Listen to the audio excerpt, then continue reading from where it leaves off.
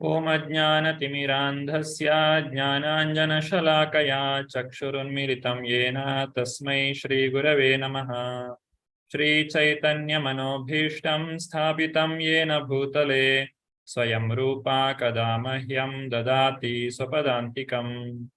Vandeham Shri Guru Shri Yuta Padakamalam Shri Gurun Vaishnavamscha Shri Rupam Sagrajatam Sahagana Raghunathanvitam Tam Sajivam Sadvaitam Savadutam Parijana Sahitam Krishna Chaitanya Devam Shri Radha Krishna Padan Sahagana Lalita Shri Vishakhanvitamscha. हे कृष्णा करुणा सिंधु दीनबंधु जगत्पते गोपेशा गोपिका कांता राधा कांत नमोस्तुते तप्त कांचन गौरांगी राधे वृंदावनेश्वरी वृषभानुसुते देवी प्रणमामि हरिप्रिये वाञ्छा कल्पतरुभ्यश्च कृपा सिन्धुभ्य एव च पतितानां पावनेभ्यो वैष्णवेभ्यो नमो नमः। नमः ओं विष्णुपादाय कृष्णप्रेष्ठाय भूतले श्रीमते भक्तिवेदांत स्वामिन् इति नामिने। नमस्ते सारस्वते देवे गौरवाणी प्रचारिणे निर्विशेष शून्यवादी पाश्चात्यदेशतारिणे। जयो श्री कृष्ण चैतन्य प्रभो नित्यानंद श्री अद्वैत गदाधर श्रीवासादि गौर भक्तवृंद। हरे Krishna Krishna Krishna Hare Hare Hare Ram Ram Ram Hare Hare. Hare Krishna. I welcome all the devotees for today's Bhakti Shastri class. Today is the beginning of Unit 3, the study of chapter 13 up to chapter number 18.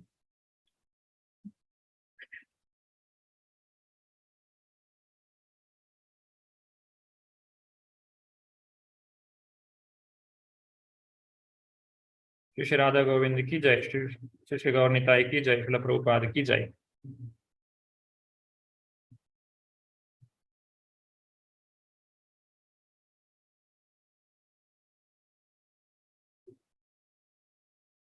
Now, in this unit, this is the third unit. It is going to speak about the three modes, the material nature. The three modes are Sattva, Rajas, and Tamas. All the goodness, passion, and the ignorance. All these topics will be covered in this unit. And also the symptoms of three modes in a person and how it is going to entangle a person in this material world. And also the skills required to elevate these oneself to the Sattva Guna, and then finally to transcend the Sattva Guna and come to the Shuddha Sattva, that is to come to the transcendental platform. These things will be discussed under this unit. There are 5 lessons in this unit. That means within 5 days, 5 classes, we will be covering 6 chapters. Today's lesson is 1, that is entanglement in the modes of nature. This lesson covers the this 13th and 14th chapter. So today we will be covering 2 chapters, 13 and 14. The 13th chapter is speaking about the nature, the Lord, and the consciousness. What is the constitution of this nature and how the 3 modes are acting. And in the 14th chapter, we have the discussion about the 3 modes of material nature. As it is told, all the actions that we are performing in this material world, it is under the influence of 3 modes. So this will be explained in the chapter number 14. And next in the consecutive classes, we'll be studying about other remaining 4 chapters.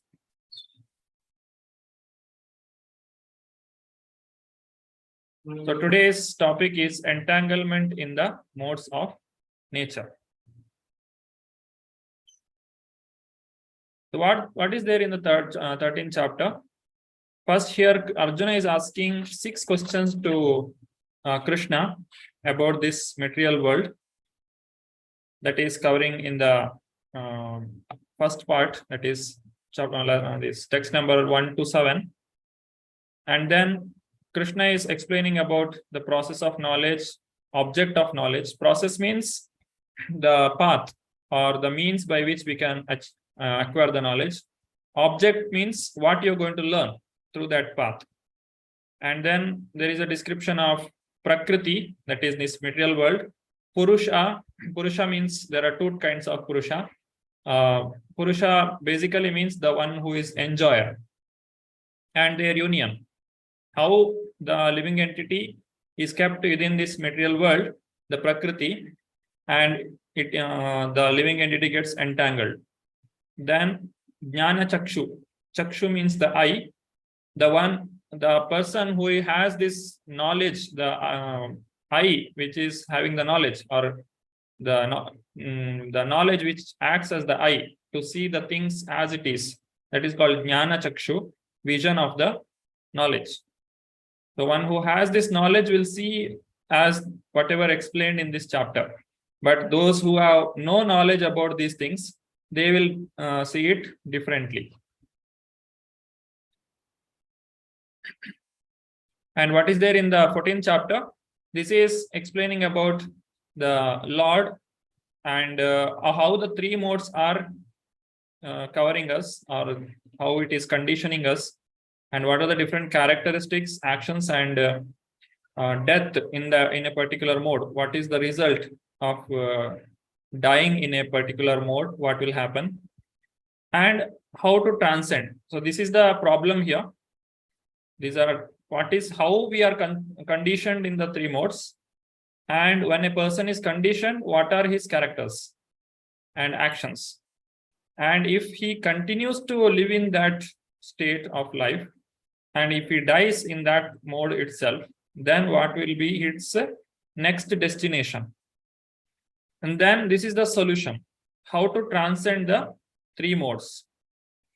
So that is the topic here. So Srila Prabhupada says in the beginning of 14th chapter, it has also been explained that it is due to the association with the modes of nature that the living entity is entangled in this material world. Now in this chapter, that is 14th chapter, the Supreme Personality of Godhead explains what those modes of nature are, how they act, how they bind, and how they are giving liberation. So this portion of Bhagavad Gita, that is from 13 to 18, it is majorly speaking about the material world. There are some comparison between this chapter or these chapters and what we studied in the schools and colleges. The schools and colleges are also trying to explain about this material world only. But what is the difference? There we study this world for with an exploitation mind, or we will be acting like a false Purusha or the enjoyer. But Vedas also explain about this material world. They will also give the description of all the activities and constitution of this material world. But the intention is to learn how it acts and how to get out of it. That is the goal there. So the application is different, but the process is somewhat similar. But we can also compare how the modern education is limiting oneself just to learn about the dead matter. And in Bhagavad Gita, we can see how it is elevating a person's consciousness to a living symptom, or what makes the person to think, feel, and do action according to his will. So all these things are covered in the Bhagavad Gita, which is not generally taught in the schools and colleges.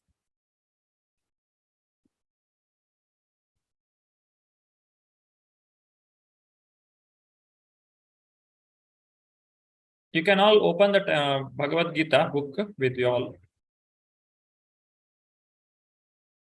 Okay, two people have, okay, fine.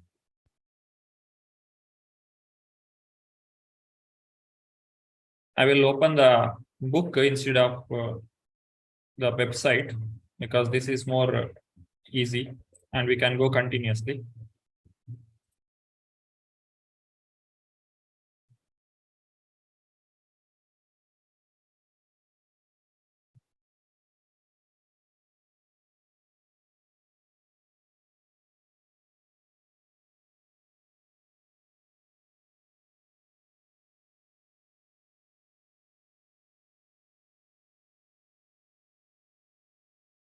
This is chapter number 13. There are totally 35 shloka in this chapter. So in the previous chapter, what Krishna has explained, he has told about the living entity and how he has to practice Krishna consciousness. That is the Bhakti Yoga. In the 12th chapter, it has been explained. Now, in the present chapter, he is going to explain about this material world and also he gives the knowledge about the material world and the technique how we can escape from this material world. Now, there may be some question why we are studying again about the material nature, or what is the need for having the knowledge or jnana when we have bhakti. When we already studied about bhakti, what is the need for jnana? As Prabhupada says, we need knowledge as well as devotion. If we have only knowledge, then it will be a dry speculation. And if we have only devotion, then it can be a sentimental feeling. It may not have any base or foundation. So if a person wants to be strongly situated in the transcendental platform, or if we really want to advance in the spiritual life, then both are needed. One needs the knowledge as well as one needs to have the devotion to Krishna. So here devotion means devotional service. One has to act for Krishna and also one has to learn about Krishna. There are many people who only do some sentimental behavior and they call it as devotion, but they don't give any service, or they don't read the Shastra, or they don't surrender to the parampara for gaining the knowledge. So this kind of bhakti is not very much recommended, because it will not take a person to the spiritual perfection. So to make it clear that the knowledge is also important, we have this 13th to 18th chapter, where we study about the material nature, and by knowing all these things, by having this knowledge, our bhakti gets protected. When we are chanting 16 rounds every day, or when we are following 4 regulative principles, if we don't know why we are chanting, and if we don't know what is the purpose of following 4 regulative principles, or if you don't know how these 3 modes are entangling us, or how a person is behaving when he is under certain mode, if we don't know about all these things, or if we don't know the danger of being in this material world as a karmi, then there is a chance of fall down. Anybody can come and confuse you. They can say, why are you doing all these things? You are simply wasting your time. You can come here and enjoy. So this is, the world is also very nice. Somebody can tell like that. But at that time, if our knowledge is protecting our devotion, then we are at the safer side. But if we are not having the knowledge, we don't know why we are chanting, we don't know why we are reading, then our practice of Krishna consciousness will be in danger. So there is always need for chanting as well as reading. That's why Srila Prabhupada says you should chant 16 rounds. It takes 2 hours. And also you have to read 2 hours of this Prabhupada books. One has to spend 2 hours for chanting and 2 hours for reading Srila Prabhupada books. That will make a person very strong in Krishna consciousness. Now let us see what are the different questions that Arjuna is asking to Krishna. There are totally 6 questions here. Prakritim purusham chaiva kshetram kshetrajnamevacha etad vedutum ichchami Jnanam Jneyam Cha Keshava. If you see the translation, Arjuna is, said, "Oh my dear Krishna, I wish to know about Prakriti." Prakriti means this material nature, and Purusha, the enjoyer, and the field and the knower of the field, and of knowledge and the object of knowledge. So, what are the 6 questions here? One is Prakriti. He's asking what is Prakriti, and he is also asking about Purusha, the enjoyer, and Kshetra. Kshetra means the field of activity. How much, if you are saying like, if there is a gardener or a cultivator, person who is cultivating the field, so that area in which he is cultivating, that is the field of activity for him. Or if we are within this body, within this material body, you have got the human body. This human body is the field of activity for us. So this becomes the kshetra for us. And kshetrajna means the one who is knowing about this field. That means I know about my body, so I am the kshetrajna. But I am not the only kshetrajna here. There is another person, that is the Lord. So the Lord and me, both are knowing this kshetra, but what is the difference between the two? I know only about this one body, but the Lord knows about all the bodies. That is the difference. A king, he has many farmers in his kingdom, and each farmer will have different field. So they grow different crops in their field, and those fields, the small fields which are there, they are known to that farmer only. But the king, he knows about the every land. That means in each field, what are the different crops are being grown, it's all known to the king, but not to the farmer. He has a limited knowledge, but the king has complete knowledge about his kingdom. Similarly, the Lord, he is present in each and every person's heart as the super soul, and he knows about everything. That is kshetrajna. And jnana and jneya. Jnana means knowledge, and jneya means object of knowledge. What is the knowledge? That means what we have to gain and what we are going to achieve through that knowledge. These are the 6 questions that Arjuna is asking. For that, Krishna is answering. Idam shariram kaunteya kshetram iti abhidiyate. This is one answer is given here. Idam shariram. This sharira means this body is the kshetra. Etad yoveti tam prahu kshetrajna iti tadviduhu. The Supreme Personality of Godhead said, this body, O son of Kunti, is called the field. And who knows this field is called the knower of the field. So here, Prabhupada explains in the purport, Arjuna is asking about the 6 questions. All these things are being explained. And Krishna continues his answer.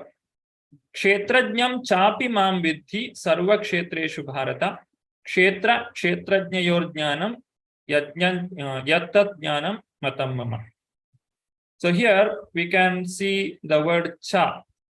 Cha refers to say that there are 2 people. Kshetrajnam cha api mam vidhi. It is saying, I am also the knower. That means the soul is included here. The soul is the knower of the field. He is the kshetrajna. And Krishna is also the knower of the field. But the difference is sarva kshetreshu bharata. Krishna is the knower of the sarva kshetra. I am the knower of this one kshetra in which I am living. Kshetra kshetrajnayor jnanam yattad jnanam matam mama. See this translation. You should understand that I am also the knower of all the bodies, and to understand this body, its knower is called knowledge. So what is the knowledge?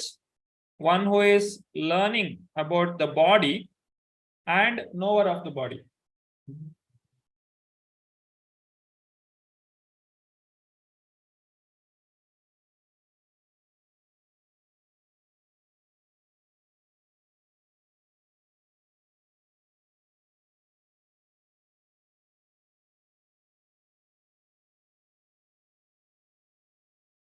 Okay, sorry for the interruption.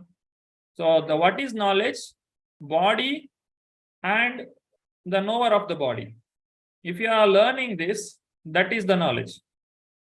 Now, if we are comparing this knowledge, what is being explained in the Bhagavad Gita, what we studied in the modern science or modern education is only about the body. It may be the body of a person, or it may be the field or this material world. But we don't study about the knower of the body. We don't know who is the knower, and they don't have any idea about this. But the Bhagavad Gita, it begins with this knowledge. Bhagavad Gita begins with the knowledge of the soul. As Krishna begins his speaking to Arjuna, he first gives the knowledge of the soul. So that is the beginning. So what is the real knowledge? Real knowledge is to understand what is body and who is inside the body, or who is the knower of the body, and what is the difference between the two. They both are not same. I am not this body. I am the soul. That is the knowledge. This is my opinion. Further continuation. Yat kshetram yatcha yadrikcha yat vikari yatascha yat sachayo yat prabhavascha tat samasena meshrunu. Now here my brief description of this field of activity and how it is constituted, what its changes are, whence it is produced, who that knower of the field of activity is, and what his influences are. So Krishna is going to explain all these things now. What Krishna says, that knowledge of the field of activities and of the knower of activities is described by various sages in various Vedic writings. It is especially presented in the Vedanta Sutra with all reasoning as to cause and effect. Now here, Krishna is also giving the reference. This is how we have to speak. We should not simply say something.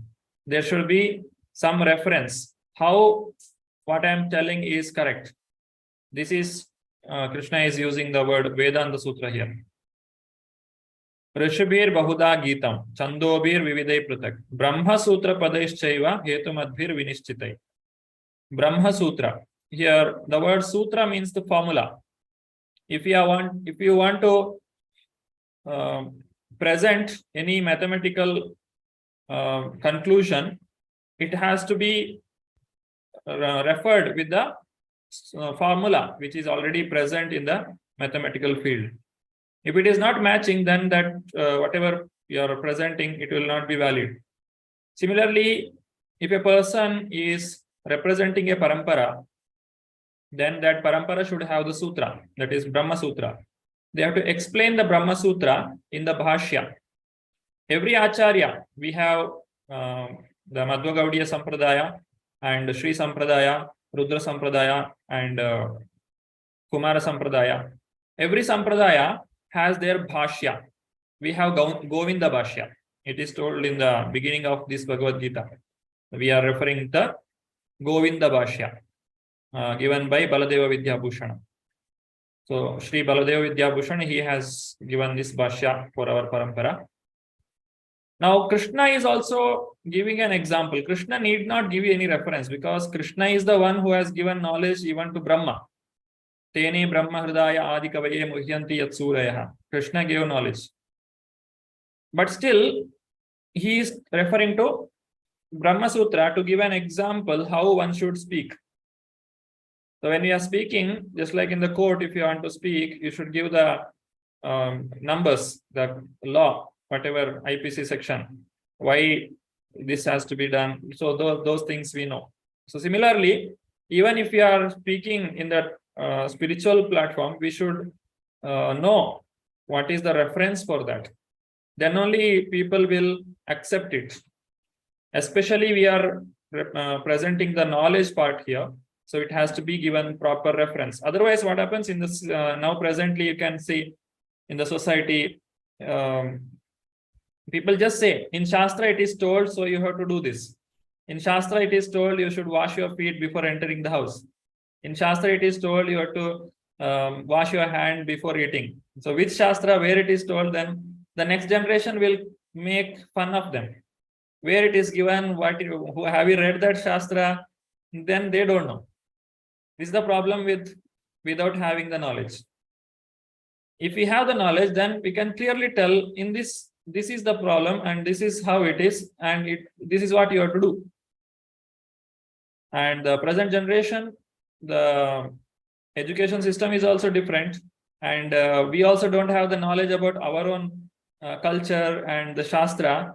Then it is very difficult to save our children or the present generation from the clutches of Maya. The people will become animalistic. So that is very important to give the reference what we are speaking.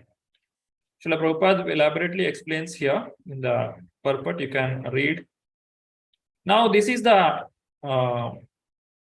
elements of this material world. How this material world is made.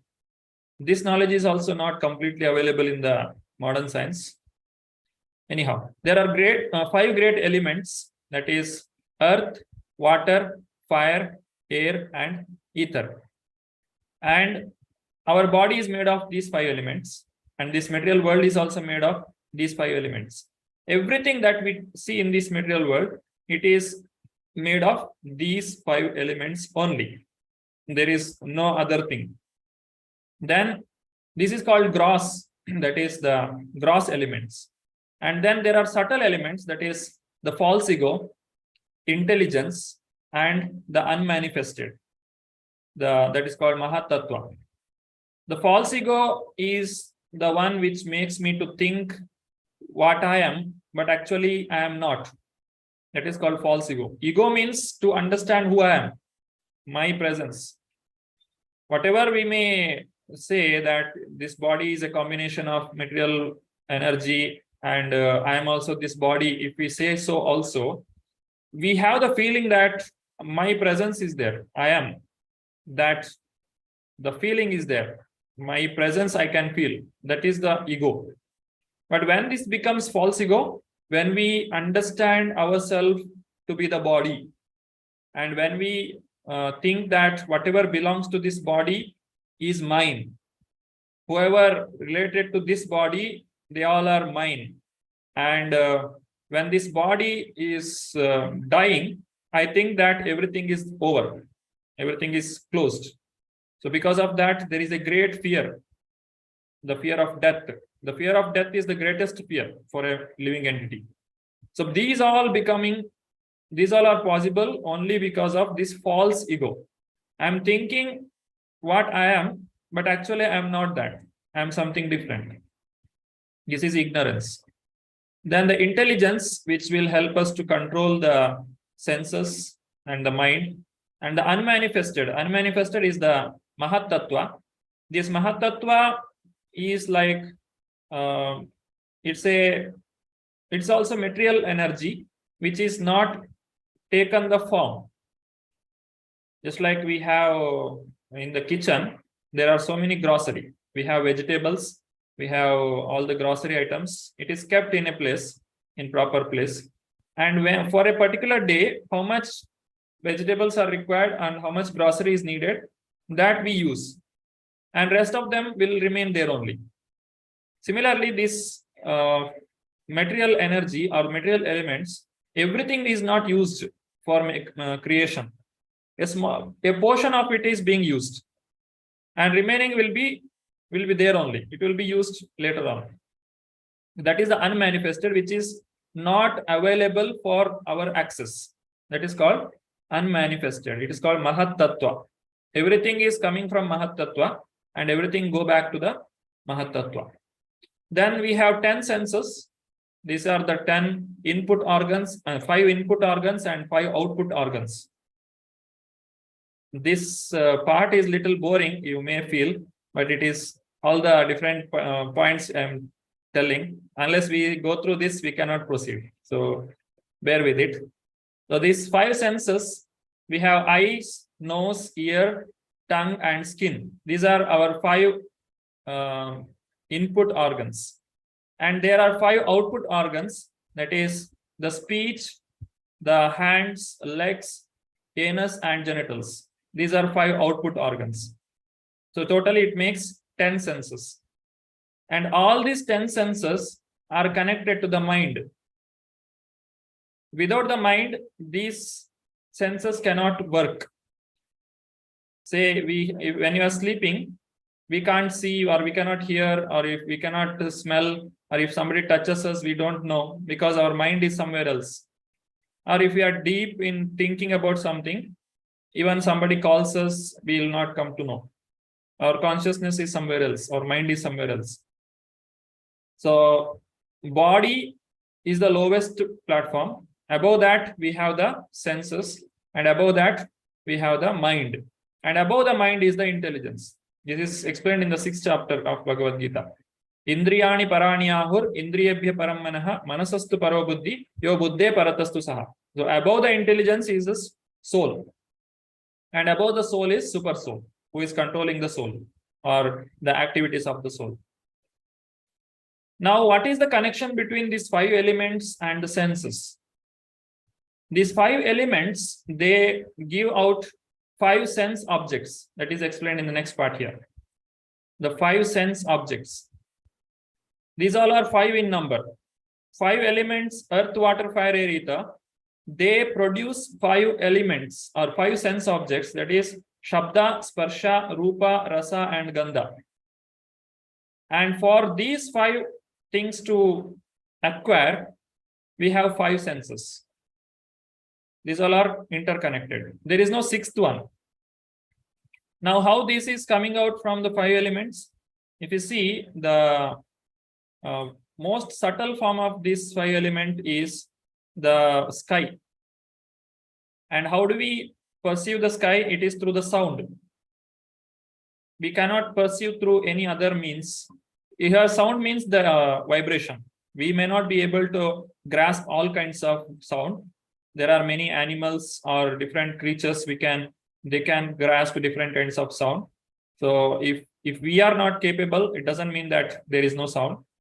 So the sky can be perceived only through the sound. And that is the Shabda. Then more grosser than the sky is the air. Air can be perceived through the touch. If you can feel the air, that is Sparsha. And this air has 2 qualities. Sky has only 1 quality. Sky has only the sound, that is Shabda. But air has Shabda and Sparsha. Sparsha is the original quality of the air, and the Sparsha. Yeah, Sparsha is the quality of the air itself, and the Shabda is the quality of it's subtler than the quality of the sky, which was already there, which got created before air. And then comes the fire. The quality of fire is Rupa or vision. We can see the fire. Air is not visible, sky is not visible, but fire is visible. And fire also has the previous 2 qualities. When fire is burning, there is sound, and we can touch the fire, we can feel it. Then comes water. The quality of water is the taste, Ruchi. The water has the 3 other qualities also. Water is visible, we can touch the water, and when water is flowing, there is sound. And finally, the grossest is the earth or the mud. In that, all the 4 qualities are there, plus 1 extra quality, that is smell. Punyo Gandha Prativyamcha. That is the smell of the earth. Or everything comes out of earth. The fruits, the flowers, all these things has the fragrance. That is the quality of earth. And it has all the previous qualities. It is earth has taste. That means we can taste the fruits and the vegetables. Earth has we can touch the earth, or we can feel it, and we can see the earth. And also earth can produce sound. So this is how the creation has come. This is very elaborately explained in the 3rd canto of Srimad Bhagavatam by Kapila Muni. This is called Sankhya philosophy. through this Sankhya itself, we can understand the Lord, or how this material world is created. All these things can be learned. Having these things with us, we have desire, we have hatred, happiness, distress, and aggregate. That means all together, total, and symptoms of life, convictions. All these things are happening when we are within this body, and all these are considered, in summary, to be the field of activity and its interactions. So when we see kshetra, this kshetra involves all these things. So if we say kshetrajna, he must be knowing all these things. Do we know all these things? No, we don't know about everything, but we use it, or we feel it, or we have the application of these things. Even though we don't have the knowledge of all these things, we have our interaction with all these things. So the material world, the person who is present in this body, he is a kshetrajna. Now continuing further, this is 8, 9, 10, 11, 12. Here Krishna is talking about the knowledge. What are the different knowledge, the different things that one has to acquire here? These are the qualities of a person. Having the body of a human being, these are the qualities one has to develop. Humility, pridelessness, non-violence, tolerance, simplicity, approaching a bona fide spiritual master, cleanliness, steadiness, self-control, renunciation of the objects of sense gratification, absence of false ego, the perception of the evil of birth, death, old age, and disease, detachment, freedom from entanglement with children, wife, home, and the rest, even-mindedness amid pleasant and unpleasant events, constant unalloyed devotion to me, aspiring to live in a solitary place, detachment from the general mass of people, accepting the importance of self-realization and philosophical search for the absolute truth. All this I declare to be knowledge. And besides this, whatever there may be is ignorance. If you want to say, I am the knowledgeable person, then he has to have all these qualities. These are the different qualities. Having taken birth in this human form of life, it is our responsibility to learn all these things. We should develop all these qualities. Prabhupada has given very elaborate purport for this. You can all go through this. Now continuing further, what is jnayam? Jnayam means the object of knowledge. Now, knowing all these things, the material world, it's called as prapancha. Pancha means 5. The number 5 is related here. In what way we have already seen. And being within this body, having all those qualities, what one has to develop, that is devotion to Krishna. I shall now explain the knowledge, knowable, knowing which you will taste the eternal. Brahman, the spirit beginningless and subordinate to me, lies beyond the cause and effect of this material world. Now, having all this knowledge, a person first comes to the understanding of Brahman. Brahman is subordinate to Krishna. Here, mat param, subordinate. Jnayam yat pravakshyami yajñatvamritam asnute anadimat paramam brahma nasat tat nasad uchyate. So Krishna begins with the knowledge of Brahman. As we know, the Brahman understanding or Brahman realization is the beginning of spiritual life. Brahmeti, Paramatmeti, Bhagavaneti, Shabdate. Now, this is about the Paramatma. Sarvata Panipadam Tat, Sarvatokshi Shiromukham, Sarvata Shrutimaloke, Sarvam Avritya Tishtati. So, being present in the heart of each and every living entity, the Lord has hands, legs, eyes, head, faces everywhere. That means he is the one who is making us to work, or because of him we are able to act in this body. If the Paramatma leaves this body, the soul cannot live here. He also has to leave this body. The body is living only because of this Paramatma who is present within this body.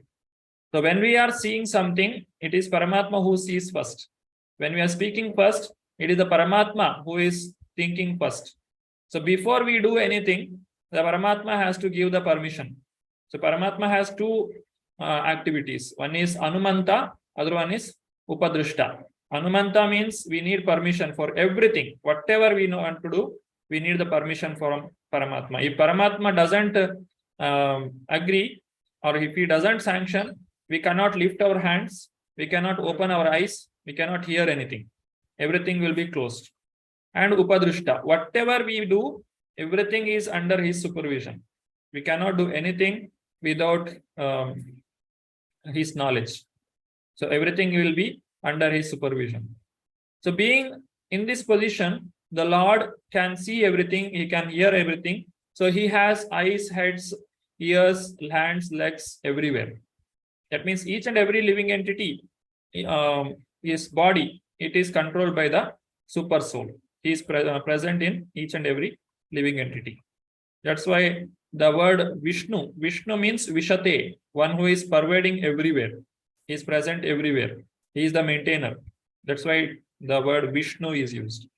There are many meanings. This is one of them. Continuing further, Sarvendriya Gunabhasam Sarvendriya Vivarjitam Asaktam Sarva Brutchaiva Nirgunam Guna Bhoktrucha. Now, this is the quality of a super soul. He is the original source of all senses, yet he is without senses. He is unattached, although he is the maintainer of all living beings. He transcends the mode of nature, and at the same time, he is the master of all the modes of material nature. So this is a jugglery. How to understand? The Lord is the source of all the senses, and he has no senses. What does it mean? Our senses, if it has to work, we need the super soul. So this is the knowledge of Adi Bhautika, Adi Daivika, and Adhyatmika. Adi Bhautika means the knowledge of this material world. Adhyatmika means the knowledge of the soul. And Adi Daivika means the knowledge of the super soul. In the super soul, as well as all the presiding deities who are making the senses to work. Our eyes are controlled by the sun. Our ears are controlled by the demigods of the direction, Digdevatas, and our speech is controlled by the fire god. Like that, our nose or the smelling power is controlled by the Ashwini Kumaras. Like that, there are different devatas who are controlling each and every senses, each and every activity of our body. We are not independent. Without those combined effort of all those devatas or the demigods or the presiding deities, we cannot work. Everything is under their control. But they also cannot coordinate with each other if there is no super soul. Super soul is coordinating with everything. Just like when we are walking, if there is any thorn which is coming under our feet, as soon as we come in touch with that thorn, immediately the hand will come and remove that thorn, and it will immediately give it will make it proper. Or the eyes will, next it will see carefully if there are any thorn. So there is a very good coordination in our body. It is not like our present systems which are there in the government or like that. If once something happens one place, other place, they don't know anything like that. It is not that kind of coordination. It's a wonderful coordination which is present in our body. So he is the origin of everything. He is coordinating everything in our body. So he is the origin of senses. But he is without senses. What does it mean? The Lord has no senses. It means that he doesn't have material senses. His senses are transcendental. Krishna has senses. Krishna has all the senses, but his senses are superior to our senses. His senses are not limited. Our senses are limited. What is that limit we have? Our senses can do one activity.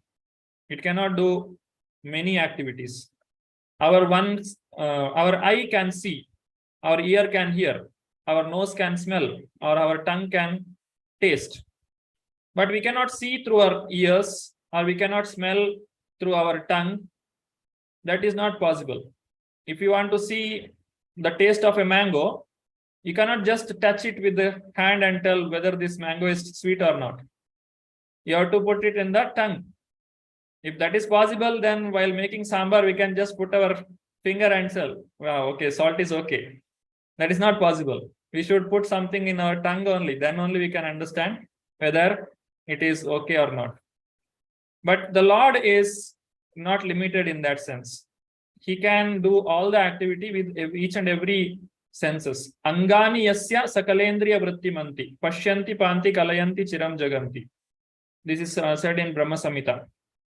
Angani yasya, whose senses sakalendriya vrittimanti. Each and every activity of other senses it can do.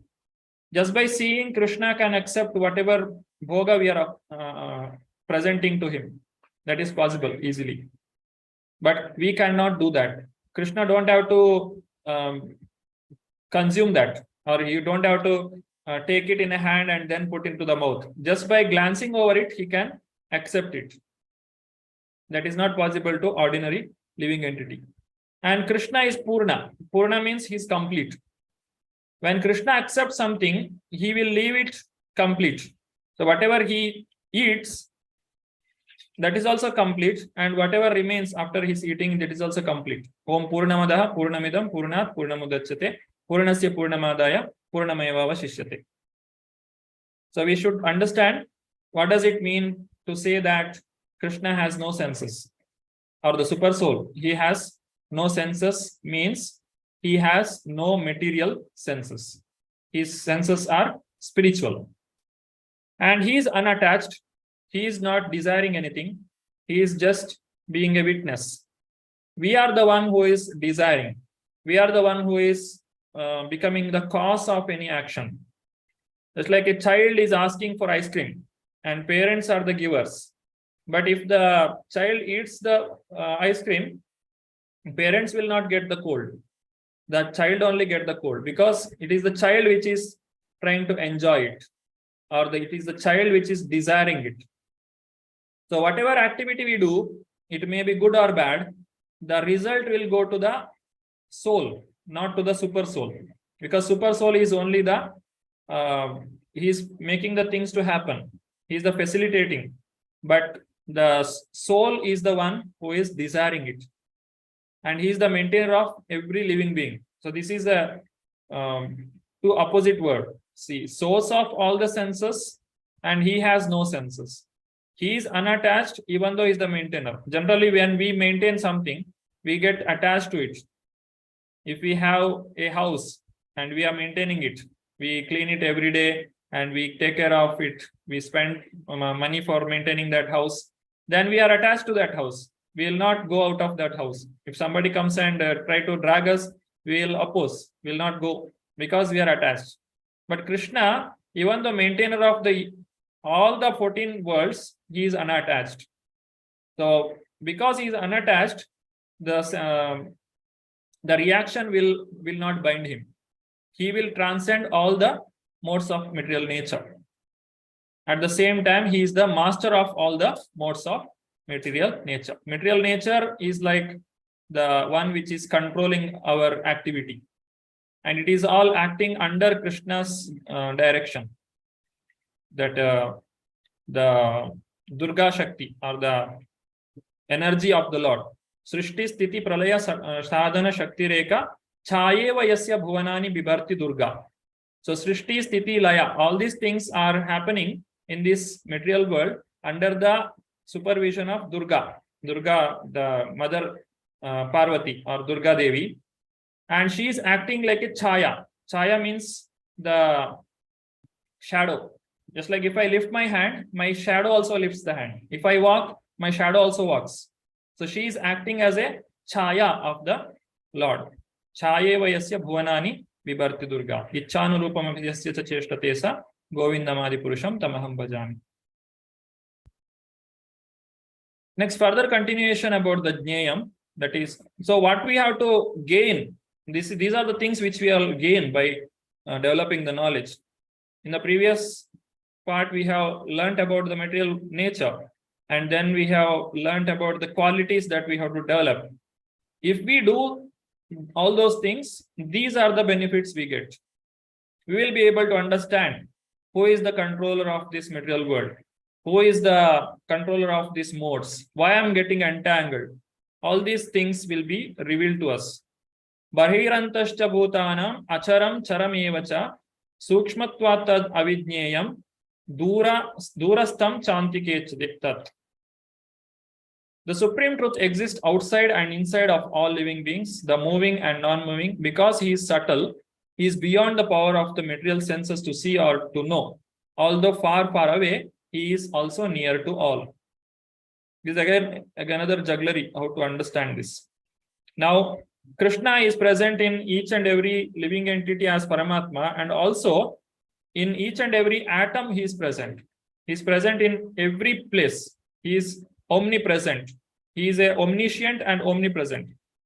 He knows everything, whatever happenings are there, and he is present everywhere. That is inside and outside. Both places he is there. And he is the moving and he is non-moving. The Lord is moving because he is able to go to all the places, because he is present in each and every living entity.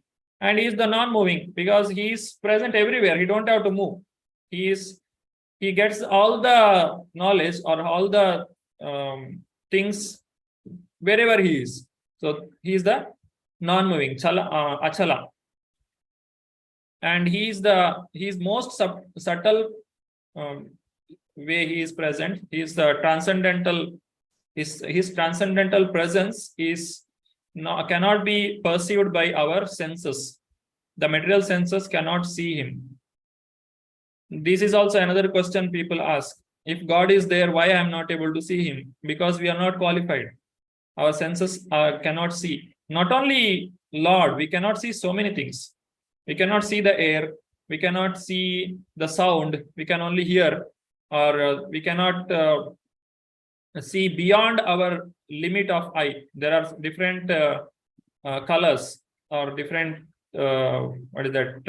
range of vision what we have. There are some other animals may be able to see those things, but the human eye cannot see. So even material things we cannot see. What to speak about the transcendental platform, whatever we can. It is impossible to see through our eyes, but we can perceive the Lord through our heart. Premanjana churita bhakti vilochanena santas sadaiva hridayeshu vilokayanti yam shyama sundaram achintya gunaswarupam govindamadi purusham tamaham bhajami.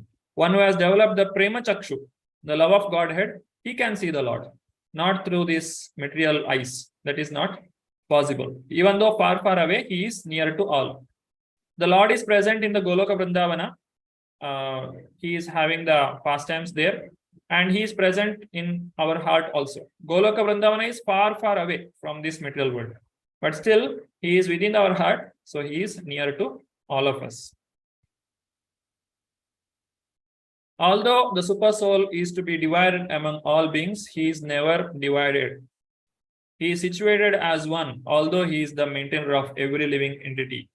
It is to be understood that he devours and develops all. So this is the difference between material objects and the Lord. If we divide anything materially, it will lose its original position. You take a paper and cut it into so many pieces, then its originality is gone. Then the original paper is not there. But for the Lord, it is not so. He is, if you take infinity from infinity, then the original infinity also remains as it is. That is the transcendental calculation. 1 plus 1 is equal to 1. 1 minus 1 is also equal to 1 in the transcendental platform. That is the That is how we have to understand here. Om Purnamadaha Purnamidam Purnat Purnamudachyate. Purnat Purnamudachyate. Purnasya Purnamadaya Purnameva Avashishate. Even though the Purna comes out of this Purna, complete is coming from the complete, then both remains complete. That is, it is undivided. Another example is given. When the sun is present and when we keep water in a different pots, the sun is reflected in each and every pot. The reflection is there, but the original sun is also there. The original sun is not divided. So this is another way how we can understand. He is never divided. He is always present as one. He is the maintainer of everyone. Then further continuation. He is a source of light in all luminous objects. He is beyond the darkness of matter and unmanifested. He is knowledge. He is the object of knowledge. He is the goal of knowledge. He is situated in everyone's heart. Thus, the field of activities, that is the body, knowledge, and the knowable, have been summarily described by me. Only my devotees can understand this thoroughly and thus attain to me, my nature. So this is the condition Krishna is telling. If you want to know whatever is explained till now, become my devotee. Otherwise, you cannot understand. Chant Hare Krishna, then we can understand I am not this body. If you don't chant Hare Krishna, a person can take PhD in Bhagavad Gita, but he cannot understand a single statement. Because this is not material knowledge. This is a transcendental knowledge. And this can be understood only by the mercy of the Lord and Guru. Guru Krishna Prasadepaya Bhakti Lata Bija. Otherwise, it is not possible. So Krishna is giving a condition here. Only my devotees can understand this thoroughly and attain to my nature. That the person who understands this knowledge will also come to the transcendental nature. That is the knowledge part. Then from 20 up to 26, Krishna is talking about Prakriti, Purusha and their union. So what is Prakriti? Prakriti we have studied just now, the Kshetra. It is made of 5 elements, all this, the 5 sense objects, senses, the body, the living entity. All this makes the living entity, in the sense the body of the living entity. All this makes the Prakriti. And who is the Purusha? He is the enjoyer. Material nature and the living entities should be understood to be beginningless. Their transformations and the modes of matter are products of material nature. Now here is a question. Material nature and living entity, both are beginningless. How is this possible? We know that the soul is indestructible. But is it material nature is also indestructible? Anybody can answer this question? Why it is told that material? Yeah, you can raise your hand so that I can understand who is speaking. Material nature and the living entity, both are understood to be beginningless. Yeah, Archana Mataji. Hare Krishna Prabhuji. Actually, Hare Krishna Prabhuji. Yeah. Actually, I feel living entities are understood to be beginningless because they are like soul, it gets transmigrates after every birth and death. And material nature, here they are speaking about the 5 elements which we just spoke, the characters of this living entity. So maybe that's why, since the soul is indestructible, the nature which is along with that is also considered to be it's beginningless. It's understood. Yeah, the body is destructible. It is not permanent. Our body. Yes, Prabhuji. No, the living entities mean I'm speaking about the soul, Prabhuji. Yeah, this is what that's correct. Yeah. Why it is told material nature is beginningless, even though there is creation and destruction? Prabhuji, because the material nature is associated with this soul, that's why, Prabhuji. Is it like that, Prabhuji? No, Mataji.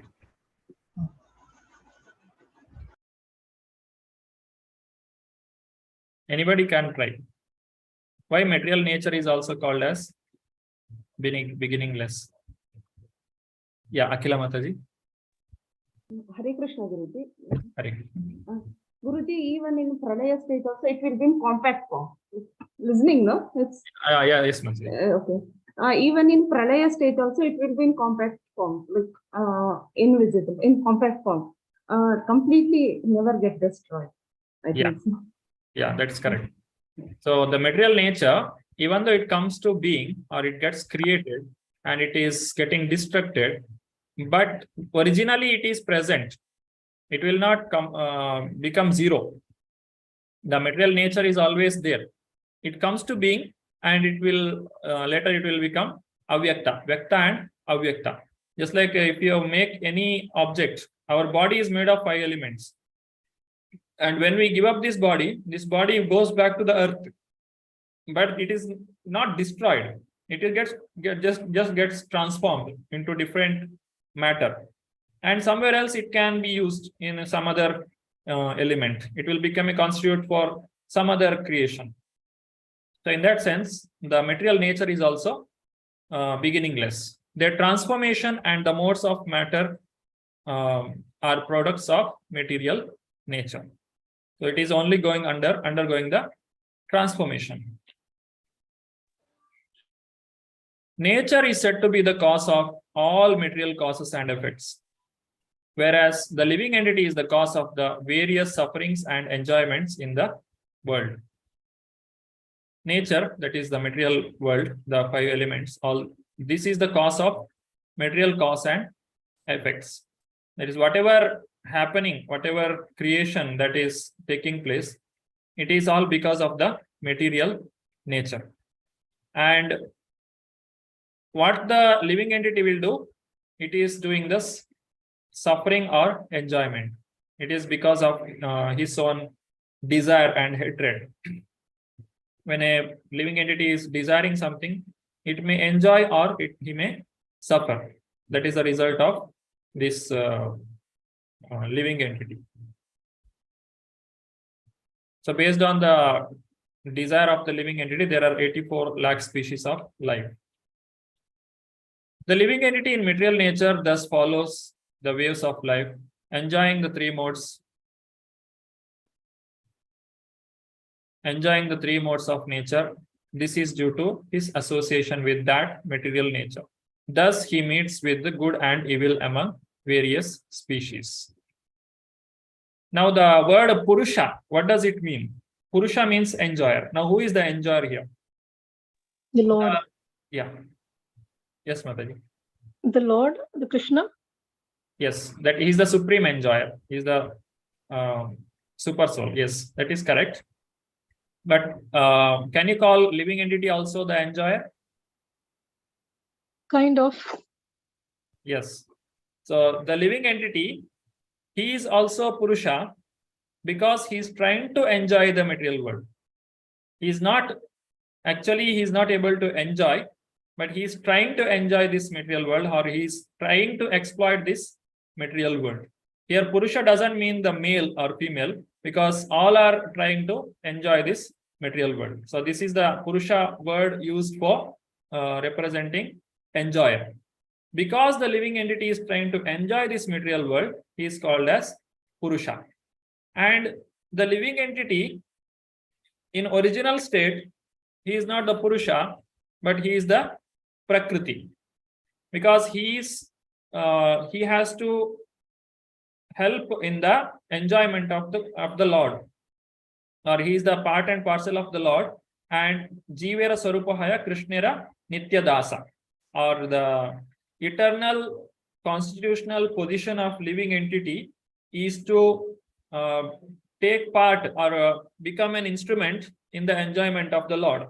So in that sense, he is the Prakriti. But since the living entity falsely tried to enjoy this material world, he will behave like a Purusha. So because of this association with this material world, material nature, he is going to meet with the good and evil among various species. So he will go to the different kinds of body. There, the 8,400,000 species of life he will get, because the desire of the living entity is unlimited. The living entity wants to fly in the sky, or he want to swim in the water, or he want to pounce on other living entity and eat the flesh. So what kind of desire a living entity has? If a living entity wants to sleep for 6 months, there is a different kind of body. If a living entity wants to stay in the tree or jump from one tree to another, then he has another kind of body. So the Lord has made so many kinds of body which can fulfill all the desires of living entity. So in that entanglement, the person gets lost. He will only desire one after another depending on his association. Now, yet in this body there is another, a transcendental enjoyer. So he is the transcendental enjoyer, who is the Lord, the supreme proprietor, who exists as the overseer and permitter, and who is known as the super soul. So this is another Purusha. So there are two Purusha. Upadrishta Anumanta cha Bharta Bhokta Maheshwaraha Paramatmeti Chapyukto Dehesmin Purusha Para. So this is Purusha. So this Purusha is the transcendental Purusha. He is doing two things. One is overseeing and permitting.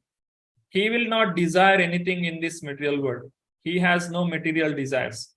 He is only doing overseeing and permitting the living entity. And who is the desire? Who is desiring the things? That is the living entity. So he will only suffer or enjoy the consequences, the result of the activities. One who understands this philosophy concerning material nature, the living entity, and the interaction of the modes of nature is sure to attain liberation. He will not take birth here again, regardless of his present position. This is the Shruti Phala of this chapter. If somebody understands this chapter with the help of a pure devotee like Srila Prabhupada, with a purport, if you are able to understand what is explained in this chapter, and if you are able to pursue, then that person, he will not come back to this material world again. He will sure to attain the liberation. Now, to understand this chapter, one has to become a devotee. That is already told by Krishna. So if you want to understand whatever I have explained, you should become a devotee. And if you understand this explanation or this knowledge, then you will go back to Godhead. So regardless of his present position, whatever position you may be, if you are learning this Bhagavad Gita, there is no rebirth. Next, continuation from 25th. This is the talking about the Jnana Chakshu. That is, always Krishna gives finally gives an example. Just like in the second chapter, he explains about the Sthita Prajna, and then he will explain the character of that person. Similarly, here he is telling, till now he told one has to develop this knowledge. Now he is telling about the symptom of a person who has developed this knowledge. Some perceive the super soul within themselves through meditation, others through the cultivation of knowledge, and still others through working without fruitive desires. These are the different ways how a person can pursue the knowledge or the super soul. That is dhyana, meditation, or dhyana yoga, jnana yoga, or karma yoga. Three things are explained. Either through dhyana, or through jnana, or through the karma, a person can develop this knowledge, or he can come to this understanding. And others, there are who, although not conversant in spiritual knowledge, begin to worship the Supreme Person upon hearing about him, that is Shravana. And because of their tendency to hear from authorities, they also transcend the path of birth and death. So somebody may not be good at these activities, so he can just hear about the Lord from a liberated person, or from a pure devotee of the Lord. He can also get liberated. O chief of Bharata, know that whatever you see in existence, both the moving and non-moving, is only a combination of the field of activity and the knower of the field. So unless there is a combination of both, you cannot get anything done. It's like a vehicle is standing in the road for any duration of time. It will not move unless there is a driver. Unless the driver comes at and moves it, the vehicle will not move. Similarly, each and every activity that is happening in this world, whatever we can see, it is a combination of two things. That is the field of activities and the knower of the field. We need a driver. Driver means he has the knowledge of driving. He knows the vehicle, how it works. Then only he can drive the vehicle. So the living entity, when he is present within this body will function. When the living entity is not present in this body, then the body is dead body. It will be burnt or it will be discarded. It will go back to the material energy. It will become back to the 5 elements. So that is the combination. Whatever we can see, moving or non-moving, it's a combination of the soul and the elements or the material energy. One who sees the super soul accompanying the individual soul in all bodies and who understands that neither the soul nor the super soul within the destructible body is ever destroyed actually sees. This is called Jnana Chakshu. This is the person who is actually seeing the things. He will see in this way. The soul is also not going to be destroyed. The super soul is also not going to be destroyed. This is specially telling to Arjuna, because Arjuna is going to kill all those soldiers who are present in the battlefield. Now, Arjuna, whatever you are seeing in this battlefield, it's a combination of this material energy and the soul.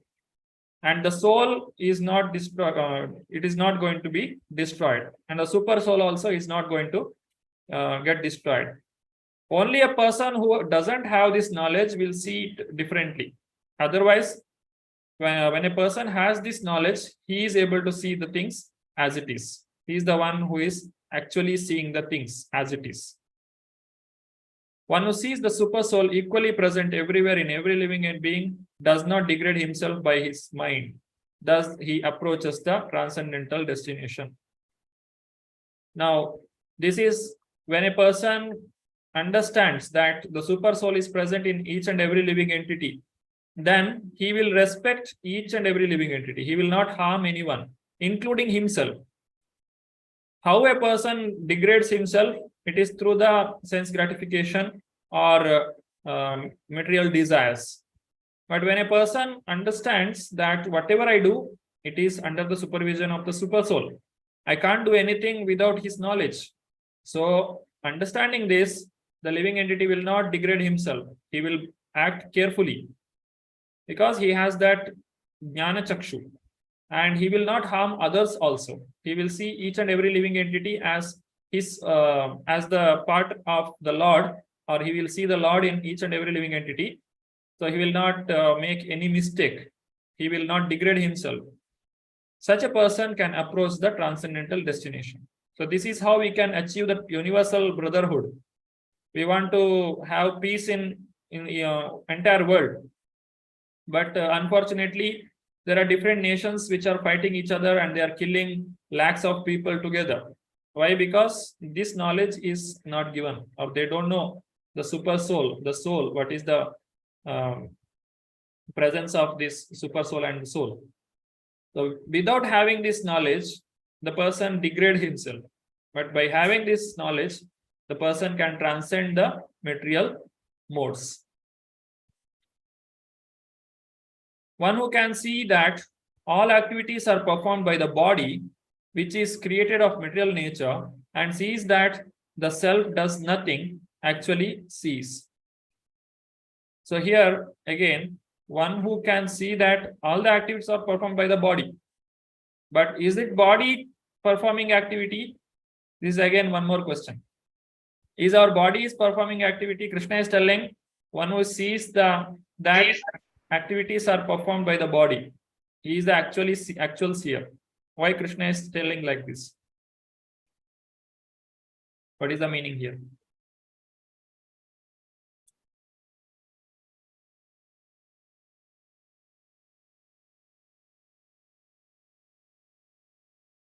If you read the complete sentence, you will understand.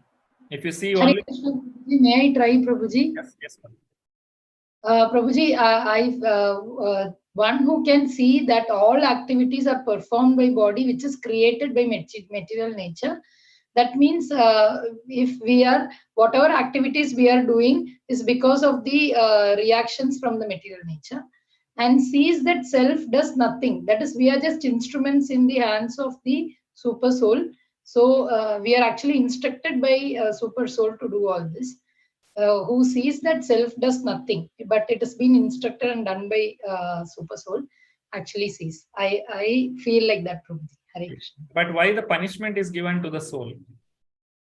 Prabhuji, because we are desiring for the material profit. So that's why, Prabhuji, benefits. So we are doing a few things which are not appropriate also. That's why we are suffering. Yeah. So the part of the soul is to desire. It is not to act. The soul cannot act. Prakrite kriyamanani gunai karmani sarvashaha ahankara vimudhatma karta ahamiti manyate. The material world is facilitating and the living entity is desiring. So in that way, you can say activities are performed by the body or the three modes. The body and the material nature, material modes. These are the things which are performing the activity. But because the living entity who is the one who is desiring it, he will be punished. Otherwise, this material body, the soul cannot move it, or we cannot even touch this body. We don't have the power. The body is being moved by the energy of the material energy or material nature. To understand this, if you imagine that you are sitting in a vehicle, say you are sitting in a big truck, and the driver is you are sitting in the driver's seat. Now you can move the vehicle. You can start the engine, and you can use the steering and the clutch, brake, accelerator you can use, and you can move it. The vehicle is moving. Is it your energy which is being used for moving the vehicle? No, Prabhuji. No, the energy is present within the vehicle itself. The fuel is already present. The engine is already present. What you are doing? We are just driving. We are just directing. You're only giving the direction. Or you only desiring in which path you want to go. So say, for example, there is a accident. Now who will be punished? Is it the vehicle or the driver? Driver. Yeah. So who is the doer? One who is desiring. Yes, in one sense, it is the vehicle which did everything. But it is the driver who will be punished.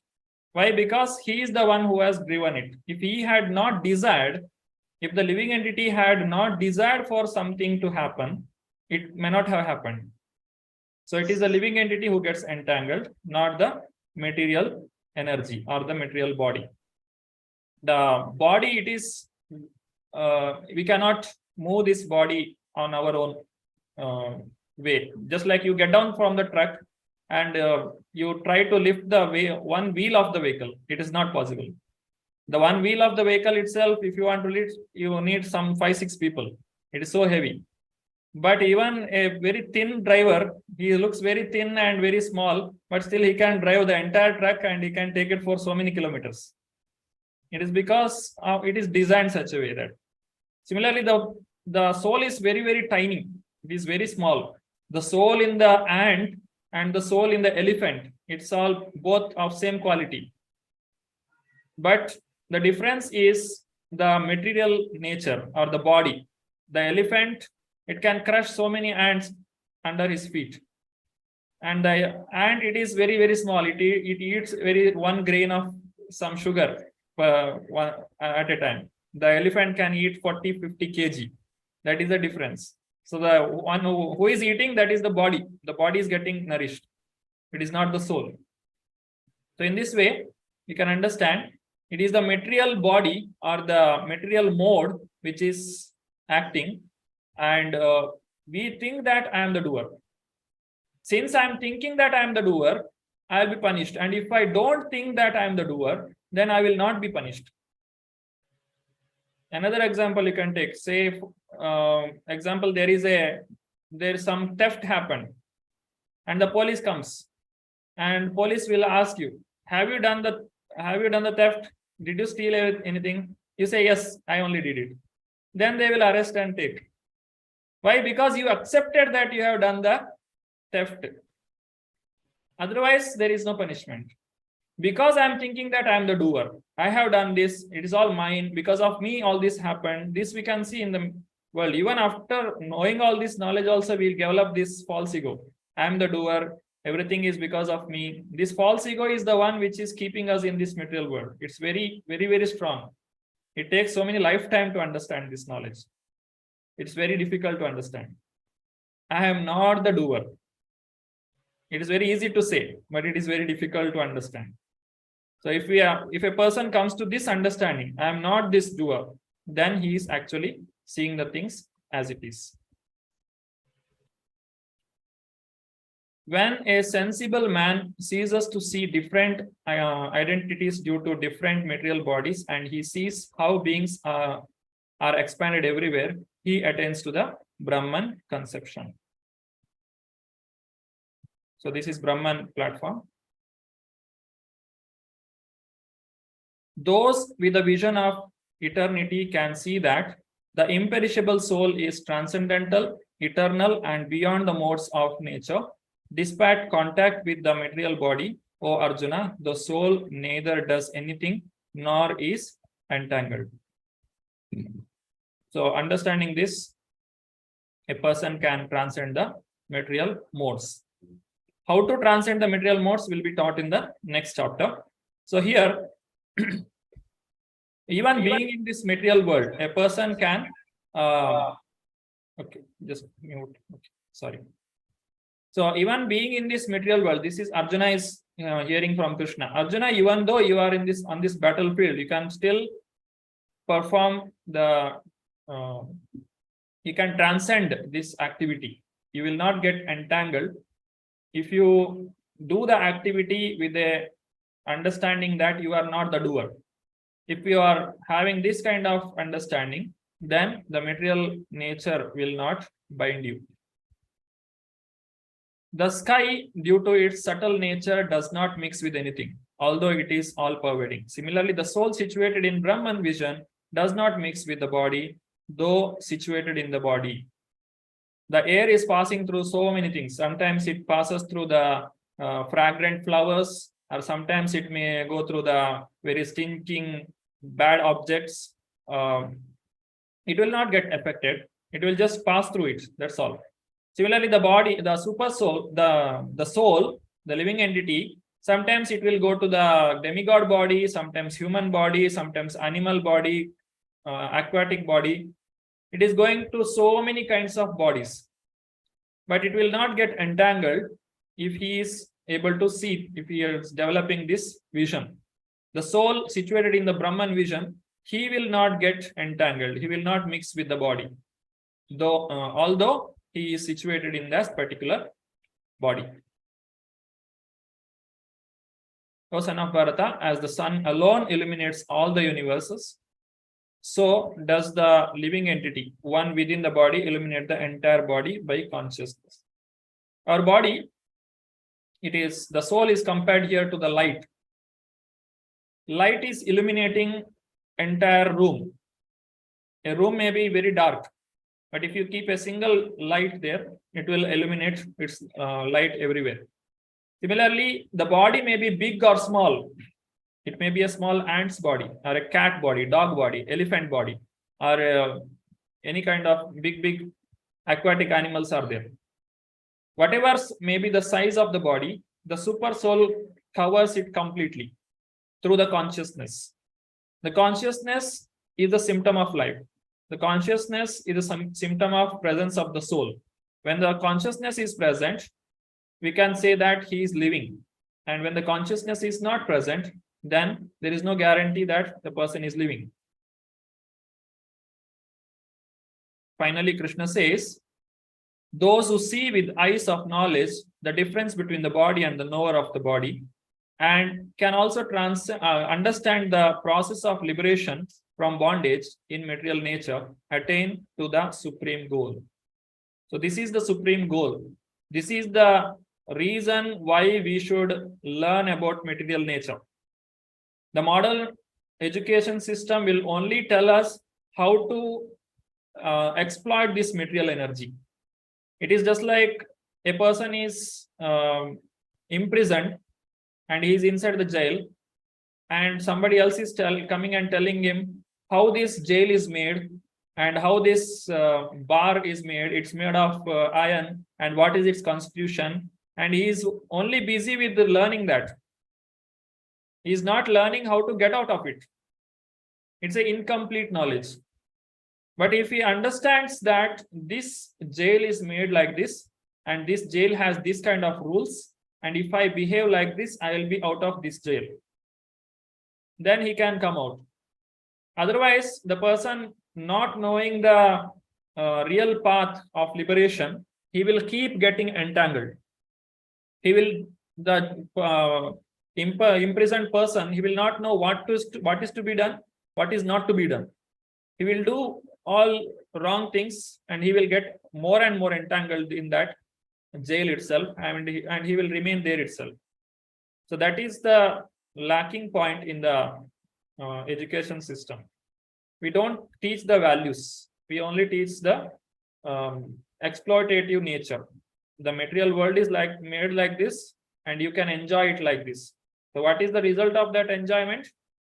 It is the desire. You will develop more and more desire, more and more desire, more and more material body, and more and more suffering. The person will remain within this material world only. But those who see with this eyes of knowledge, one who can see the difference between the body and the knower of the body.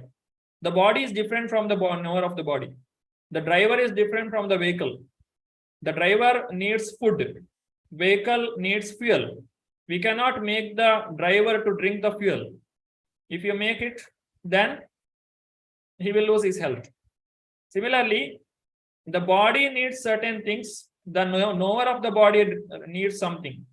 If you only feed the body and forget to feed the knower of the body, then it's an incomplete system. The driver will suffer, and he cannot drive the vehicle. Or in another sense, his driving of vehicle is useless. He will live a long life, but it is less like a tree or like an animal. He will live and die. There is no use. But if we come to know what is the difference, and if he is able to feed the knower of the body more than the body, if the body is not fed also, doesn't matter, but the knower of the body should be given the food. And this food for the soul is chanting of Hare Krishna Mahamantra. Every day we do chanting of Hare Krishna 16 rounds. This is the feeding of the body, the feeding of the knower of the body. And doing that, we will gain the difference between body and the soul. This is the greatest advantage of chanting. If we try to explain to a person that he is not the body, he is the soul, it is very difficult, because he will come up with so many arguments. You give one argument, he will give another argument why it is not correct. But if you just ask him to chant one round of Hare Krishna, then he will himself will understand. I am not this body, I am the super soul. So by practicing Krishna consciousness, a person comes to the platform of Krishna consciousness, then he will become eligible to learn about Krishna, and one can liberate himself from this material world. So I think we can stop here, and if you have any questions, you can ask. This 14th chapter we'll take in the next class. Anybody has any questions, they can raise their hands. Yeah, today there will be many questions because so many jugglery words were there. Yeah, Anu Mataji, Hare Krishna. Hare Krishna, Prabhuji. Hare Krishna. Prabhuji, knower of field is soul and super soul. Yeah. And why is it written in 11.23, the transcendental enjoyer? Why is the super soul a transcendental enjoyer in our body? Yeah, Yet, he is transcending the three modes. He is not bound. Transcending means one who is not under the clutches of three modes. Free. He is always free. but how is he an enjoyer? He is the supreme enjoyer. Enjoyer in the sense, Krishna is the supreme enjoyer, or the super soul is the supreme enjoyer. He is not the immediate enjoyer. How it is means, the whatever we do, finally it is the Lord who is going to accept it. In that sense, he is the enjoyer. Krishna is, how we can say, Krishna is the supreme enjoyer is the statement that is given by Prabhupada. He is the finally Sansiddhi Haritoshanam. Whatever we do, it is for the enjoyment of the Lord. Whether knowingly or unknowingly, we do the activity. Remotely, Krishna is the controller. So he is the transcendental enjoyer. Hare Krishna Mataji. This answers your. Thank you. Hare Krishna. Archana Mataji. Please unmute yourself. Hare Krishna, Prabhuji. Prabhuji, my doubt is not regarding this chapter. How can we fast for Gaura Purnima, Prabhuji? It is said that in that calendar, Vaishnava calendar, when we click that date, we get one information in which they gave us fast till moonrise. Fast till moonrise. So how can we fast, Prabhuji? Can we eat fruits that day? Yeah, if you are okay, it is my voice, one voice is audible to me. Okay. So the fasting will be done till the moonrise in the night. Just like fasting till noon means till 12. Yeah. Fasting till sunset means till evening. Fasting till moonrise means till the night. You should see what is the timings for moon setting in that 8:30, something like that. After that, we will take fruits or Ekadashi food, that is the Sabudan or whatever Ekadashi items are there, no? Non-grain items. Those Yes, things will be taken. Those things will be taken only after moonrise. So until then, we are not going to eat anything. No. Only water. Yeah, if possible, don't force yourself. That is how it is done. Otherwise, you can take water or milk, fruits. It's okay. Okay, Prabhuji. Thank you, Prabhuji. Hare Krishna. Nandita Mataji. Hare Krishna, Prabhuji, Dandvat Pranam. There's not much I understood in this chapter, but I just wanted to ask you, we keep saying false ego is bad and it is, all of us have it. And you said it takes us lifetimes to accept the fact that we have something called false ego. Now, what is there something, the opposite of it called real ego? And what exactly is that? And how is it good? Ego is ego, right? Yeah, it is true ego. True ego in the sense, I am the servant of Lord Krishna. This is true ego. It is good. To realize that I am the servant of Krishna, it is good. To think that I am the enjoyer of this material world, or I am the master of this house, that is false ego. But if I understand that I am the soul, I am the servant of Krishna, then it is the true ego. So if we think we are possessors of something, enjoyers of something, proprietors of something, and forget our constitutional position as servitors, it is false ego. Yes. But if we think, people think that they are devotees of the Lord and all, but we are not, Prabhu. So that is also a bad ego only, right?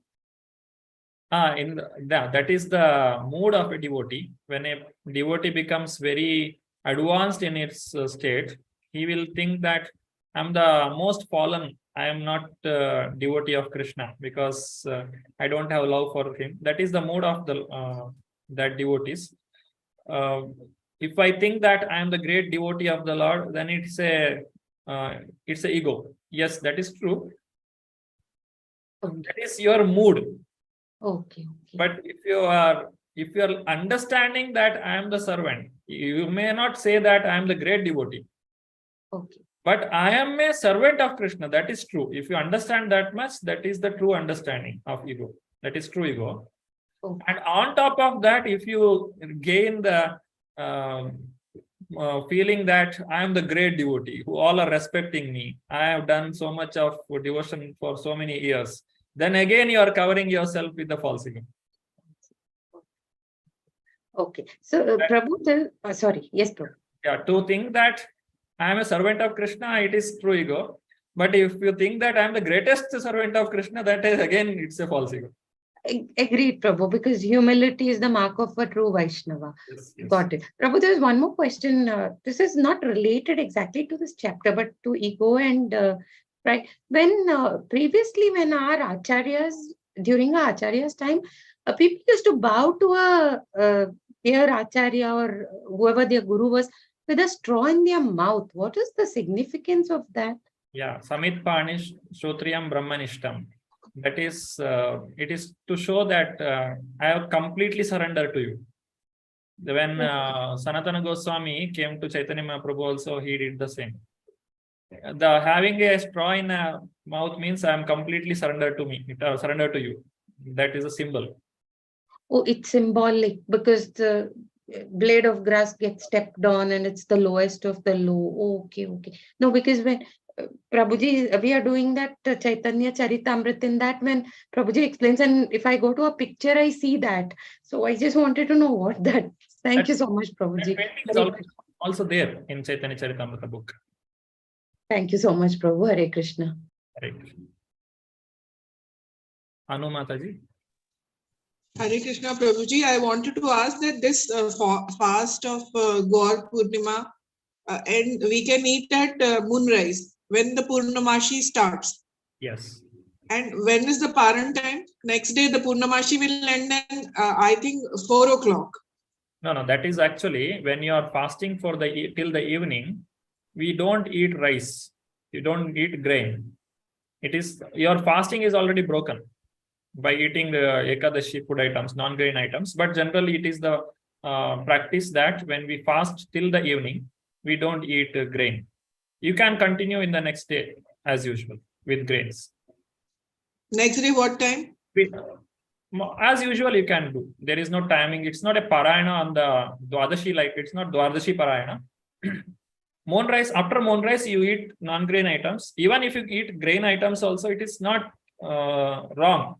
It is allowed, but generally devotees eat non-grain items on that day. And there is nothing like parayana on the next day. Thank you, Prabhuji. Hare Krishna. Akhila Mataji. Hare Krishna, Guruji. Listen, Yeah. Guruji, one dilemma I have, like somewhere I heard Purusha means Pura, Pura means Pura Bhavana. It's like home dwelling place. Yeah. Like that our Sharira is Pura. Sha means Atma. Same thing holds good even here, like whether it holds good here or like it is only that is different concept.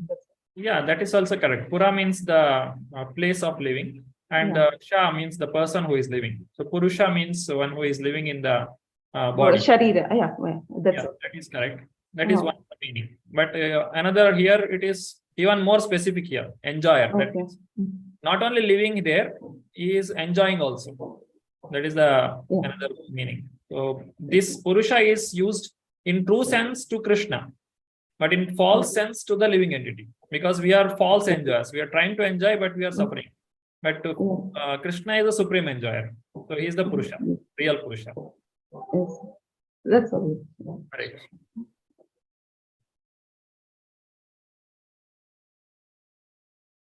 Hare Krishna. Is there any other questions?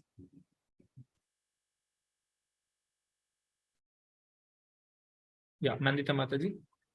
Prabhuji, can you switch off the YouTube? We had to check a few things about the exam with you. Okay.